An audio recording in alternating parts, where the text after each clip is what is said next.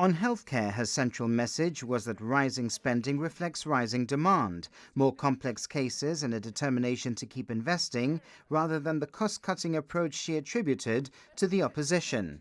To underline that point, she repeatedly referred to an alleged quote from Keith Osopardi suggesting that some people would vote for the GST simply to keep the GSLP out, even if that would not guarantee change or ensure that social need received the priority it deserved.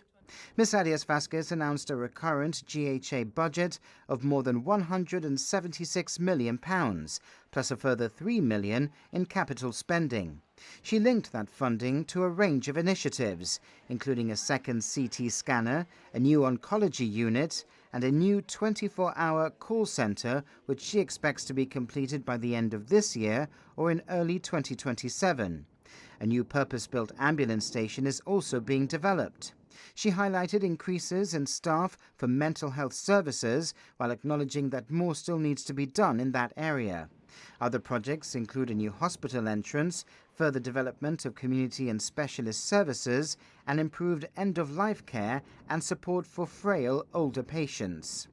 The minister said the government will now proceed with the tobacco and vapes bill, describing it as one of the most important public health interventions the GSLP Liberals will deliver for future generations. The bill will make it illegal to sell tobacco products to anyone born on or after the 1st of January 2009.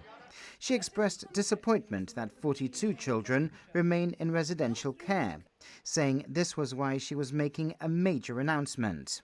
Given the high number of children in residential care, the Cabinet has decided the government will look at different ways of offering placements at UK boarding schools for a number of children in the care of the care agency, where this is assessed to be in their best interests. This will not be for every child. This will not be automatic. It will be carefully assessed, professionally led, and centred entirely on the needs, wishes, safety and long-term well-being of each individual child. But for some children, Madam Speaker, this will be life-changing. We need to be honest enough to say that for some young people, the cycle they are in is not easy to break. Some of these children have experienced trauma, instability, and a level of disruption that most of us can barely imagine. They need safety, yes. They need care, but they also need an opportunity. They need structure. They need education. They need a chance to see a different future for themselves. And, Madam Speaker, this is what this policy is about. It is about giving some of our children in care an opportunity they may never have otherwise had. On business, the minister announced a transaction tax transition support scheme targeted at businesses that can demonstrate they are materially worse off under the incoming regime than under the current one.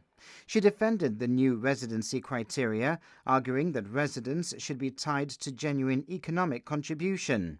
She rejected the suggestion that the measure is anti-business, insisting that being pro-business does not mean allowing artificial arrangements to be created simply as a route to residence.